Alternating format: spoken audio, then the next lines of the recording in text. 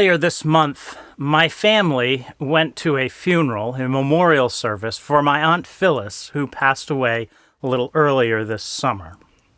5 days after that funeral, my family went to a picnic because my younger brother and his wife had traveled all the way across the country to visit, and so the whole family gathered together to visit with them. And the juxtaposition of the funeral and the family reunion made me think of my favorite verse in the book of Ecclesiastes. In Ecclesiastes chapter 7, verse 2, the preacher says, "It is better to go to a house of mourning than to go to a house of feasting, because that is the end of every person, and the living takes it to heart." Or, my paraphrase of that verse, it's better to go to a funeral than to go to a party, because everyone ends up dead, and while we're still living, we ought to take time to think about that. Now, I'm not saying that I wasn't delighted to go to a family reunion. We had a wonderful time. But there is something uniquely transformative about a funeral. A funeral forces us to think about the past, the present, and the future. As we consider the life of the person who has passed, we consider their attributes.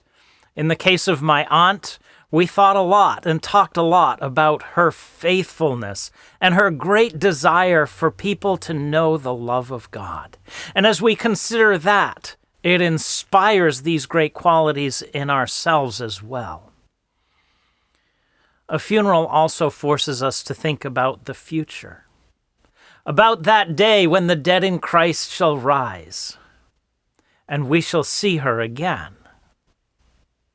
But in addition to the past and the future, a funeral forces us to think about the present. It forces us to understand our own mortality, to look at this short life that we have been given, and ask the question, what am I doing with this life? Am I doing things that truly matter? Or am I wasting the time? Am I squandering the time that God has given to me? These are the questions that a funeral causes us to ask.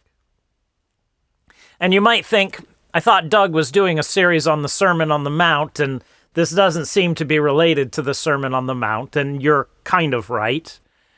But last week, we talked about Jesus' beatitude, "Blessed are those who mourn, for they shall be comforted." And Ecclesiastes chapter 7, verse 2, takes that idea in just a slightly different direction and implies, "Blessed are those who mourn, for they shall be transformed."